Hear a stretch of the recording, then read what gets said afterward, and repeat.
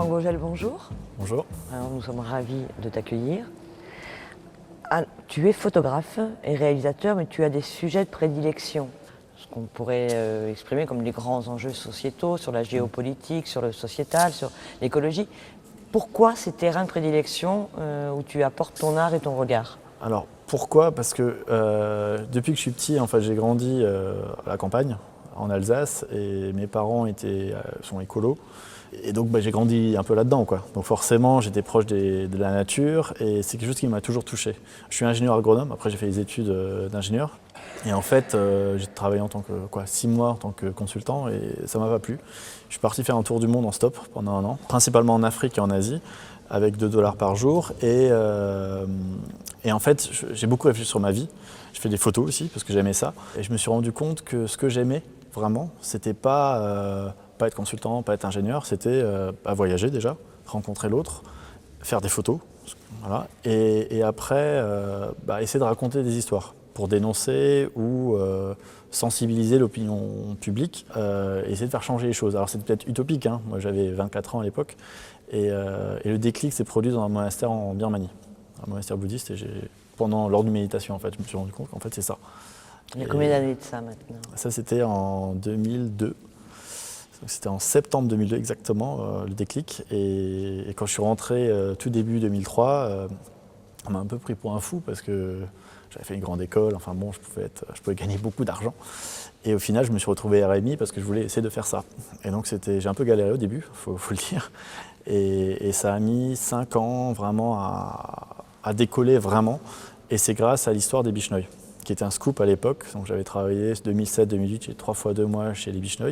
C'est là que j'ai rencontré Kamuram. Comment tu l'as vécu cette rencontre et quel est le déclic Alors la rencontre avec Kamuram, c'est lors d'un grand pèlerinage Bishnoi où il y a environ entre 400 et 500 000 personnes. Donc c'est vraiment un gros rassemblement. Ils sont 600 à 800 000, la communauté entière. Et j'avais demandé à un moment, je voyais un petit bonhomme avec son mégaphone. Il mettait des banderoles, il ramassait les sacs plastiques. Mais qu'est-ce qu'il fabrique, quoi? Et tout le monde le poussait, enfin il y a des gens, et c'est pas sympa avec lui du tout. Et à un moment, je demande à la personne avec qui j'étais, mais c'est qui ce gars?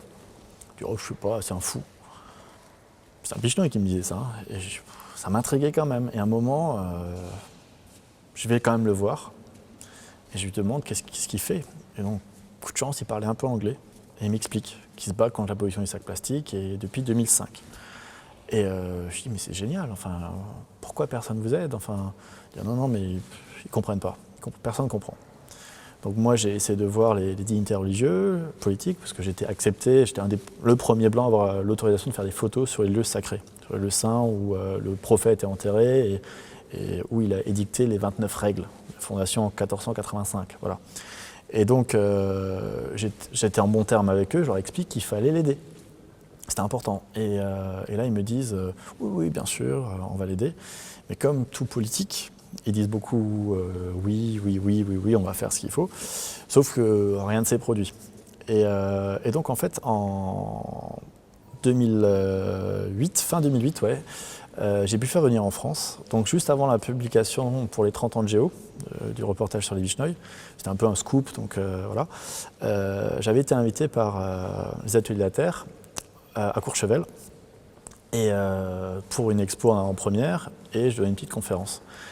Et en fait, j'ai demandé à Eric Bazin et à Georges, est-ce qu'on ne pourrait pas faire venir Kamuram Bishnoi qui se bat contre un problème qui au final vient chez nous, quoi. Les plastiques ont été créés chez nous, donc voilà, ils ont juste importé les choses. Et ils m'ont dit, ah, bah oui, c'est génial, ok. Donc on a pu le faire venir. Donc ça c'est le premier point. Et le deuxième point, donc il a découvert ça, il a découvert la poubelle publique. En venant à Paris chez moi, il est tombé en admiration, il commence à faire des photos, je ne comprenais pas ce qu'il faisait. Et je lui dis, mais qu'est-ce que tu fais? Enfin, prenez en photo la poubelle. Et il me dit, mais c'est ça que je veux créer en Inde. Je dis, ah bon, il faut que tu m'aides. Et à un moment, je dis, mais je sais pas comment vous aider, je sais pas comment faire. Et il dit, non, on va y arriver, on va y arriver. Et donc là, je savais vraiment pas comment faire. Et c'est là, juste après la publication dans Géo, j'ai été contacté par des sociétés de production. Ils m'ont demandé de faire un film, un documentaire sur les Bishnoi. Et donc on l'a fait avec France Télévisions. Et donc, il y a eu j'ai décidé de suivre trois Bishnoi avec des histoires différentes. Donc, il y a eu Kamoram Bishnoi, il y avait Ranaram Bishnoi qui a planté plus de 25 000 arbres, et un jeune Bishnoi qui veut devenir prêtre. Voilà. Et on suit ces trois personnages qu'on suit dans l'histoire globale du reportage. Et donc, en fait, je me suis dit, c'est l'occasion de mettre en pratique son idée, de créer des poubelles. Donc, il avait ses petits croquis, et on les a fait en live. On a tourné en live, on est chez un soudeur, dans un marché à Jodhpur, et on a fabriqué les premières poubelles comme lui les voulait, il les avait dessinées. Un anneau, une tige, des accroches pour mettre des toiles de jute. Et voilà, donc on a fabriqué les premières poubelles, on les a installées lors du pèlerinage, où il y a 500 000 personnes, et on a mis dessus ce que c'était. Écrit en hindi, c'est une poubelle, il faut mettre les déchets dedans, le plastique, et lui continuer. Avec quelques jeunes qui l'aidaient, et maintenant la communauté qui l'aide est de plus en plus grande. Et récemment, grâce à Facebook et WhatsApp, enfin c'est marrant, hein, c'est rigolo, hein, c'est des trucs modernes, donc quelques jeunes Bishnoi qui sont un peu connectés, le réseau se diffuse de plus en plus, il y a de plus en plus de jeunes qui veulent l'aider. Alors pour que ça varie vraiment à la pratique, pour qu'ils viennent ramasser les sacs plastiques, ça c'est un peu plus compliqué, il n'y en a pas autant que ça, mais la communauté grandit de plus en plus. C'est en marche. Tout à fait. Et aujourd'hui, on ne le regarde plus comme un fou. Non, maintenant il y a des jeunes qui l'aident de plus en plus, et ce qui montre que les choses changent, c'est qu'il a été élu homme extraordinaire d'Inde sur l'environnement en février 2013. Et ça lui a donné une réputation. C'est la 5e fois qu'il vient en France. Donc chaque fois, Georges et Eric nous invitent, et donc en fait, il essaye de communiquer là-dessus. Donc pour donner envie aux jeunes de l'aider, il leur dit si vous travaillez bien, un jour vous viendrez en France et vous pourrez aussi porter votre cause, le message, votre parole, votre culture. Exactement. Est-ce que tu peux nous présenter justement ce documentaire que tu as fait sur les Bishnoi? Oui. Alors voilà, il va sortir en DVD en juillet, début juillet, à la FNAC. Voilà. Il s'appelle Bishnoi, rajassant l'âme d'un prophète. Alors en plus, on voit qu'au dos, ça vaut toutes les pubs possibles, autoproclamées, parce que je vais me permettre de lire, mais c'est sympathique comme tout quand même. Si tout le monde pouvait voir ce documentaire, la Terre tournerait sans doute plus rond. Ouais. Télérama. Alors, est-ce que c'est le fait qu'on ait ce même objet commun polluant qu'est le plastique qui fait qu'il y a aussi cette sensibilité internationale à la problématique Oui, je pense. Et je me suis rendu compte d'un truc, c'est que c'est les enfants, et ça c'est bien pour les générations futures, c'est que les enfants, en général, les documentaires, ils regardent un petit peu, et voilà. Mais en fait, ils sont touchés par l'histoire, et souvent ils sont touchés par Kamoram.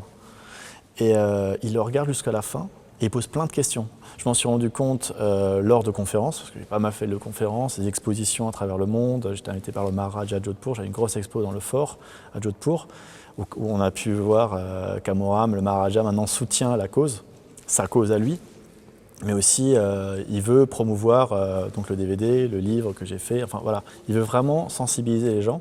Et c'était l'année dernière aussi, j'ai été invité à Yangon, en Birmanie, pour une expo au Festival Photo de Yangon, et j'ai présenté l'exposition et le livre à Aung San Suu Kyi.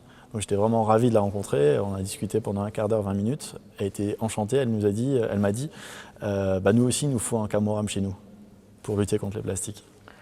Alors, on aurait pu s'arrêter au documentaire, mais tu as vraiment mis en marche, on reprend le mot de tout à l'heure, des actions aujourd'hui concrètes où oui. Vous allez aller plus loin justement pour cette problématique du recyclage, du reconditionnement du plastique. Exactement. Est-ce qu'on peut en parler un tout petit peu? Oui, on va en parler un petit peu. Alors en gros, l'idée, c'est de créer un centre de recyclage mobile, pas en zone urbaine pour l'instant, que les zones rurales. Et donc c'est un petit centre monté sur une charrette. Il y a des choses qui existent pour fondre le plastique, voilà, avec un tracteur, et on passe de village en village. L'idée, c'est que ce soit durable, c'est-à-dire que les personnes qui font ce travail-là soient payées en vendant leur production. Et donc l'idée, c'est qu'une entreprise s'engage à racheter tout le plastique qu'on produirait comme ça. C'est ça l'idée. Tout est imaginable. Il faut juste trouver le bon partenaire. Et là, je lance un appel aux entreprises, en fait. Le et les pour le ou les, ça peut être plein d'entreprises. Ouais. D'autres projets que tu aimerais nous faire partager ou déjà c'est beaucoup? Voilà. En fait, là, je travaille sur les guerres de l'eau aussi. Donc ça, c'est un autre, complètement autre chose. Et j'ai fait un gros sujet sur le... Donc il y a 6 fleuves que je traite, que je suis en train de traiter. J'ai commencé par le Nil.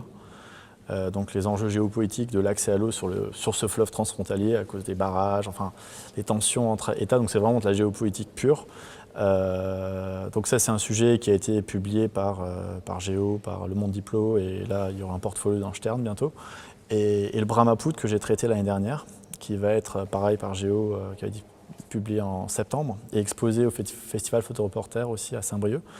Et je vais continuer cette année par le Colorado. Il y a le Jourdain qui va être traité aussi, le Mékong et un fleuve, le Xingqiu, c'est un affluent de l'Amazone, normalement. Il y a peut-être l'Euphrate aussi, enfin c'est en balance, on va voir. Est-ce que tu nous permets de te suivre toute l'année 2015 justement, puisqu'on va traiter l'eau sur si vous les grands enjeux de traitement des fleuves? Si vous voulez. Un grand merci Franck. Merci à vous. Au revoir. Au revoir.